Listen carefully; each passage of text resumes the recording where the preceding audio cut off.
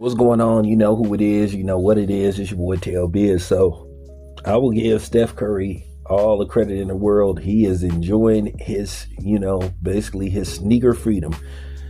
With that being said, since he parted ways with Under Armour, you've been seeing, Steph Curry just wearing a variety of different kicks from Reeboks to, Adidas to Nike.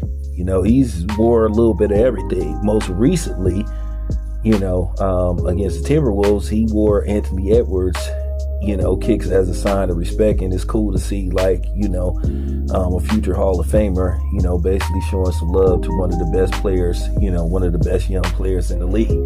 So that was cool, paying, respects and giving, a young buck his just due, because Anthony Edwards is box office. He is one of the best players in the league. He hasn't even reached his ceiling yet.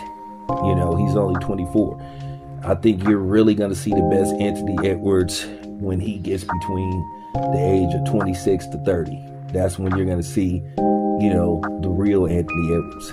He's already, playing at a high level now, but he can get better. And it's scary to see how good he can be when he actually gets better. He hasn't reached his peak yet. But nevertheless, that was just, that was all love to see, a good gesture wearing, somebody else's kicks. Maybe this is the thing for Stephen Curry right now. As Stephen Curry is entering the twilight years of his career, we will admit that, for the most part, he's still playing at a high level, but, in all likelihood, his best years are behind him,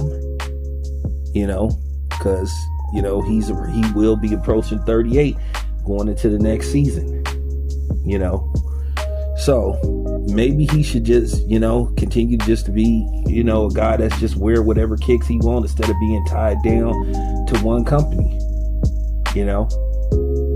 so with that being said, let's see what happens. It's your boy Tam. I'm out.